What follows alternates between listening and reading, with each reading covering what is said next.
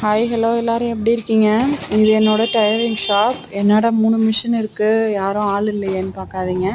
அது function and seasoning டைமில் மட்டும் வந்து தைப்பாங்க 2 மிஷினு. அந்த பெரிய பவர் மிஷின் மட்டும்தான் இப்போதைக்கு நான் யூஸ் பண்ணிகிட்ருக்கேன்.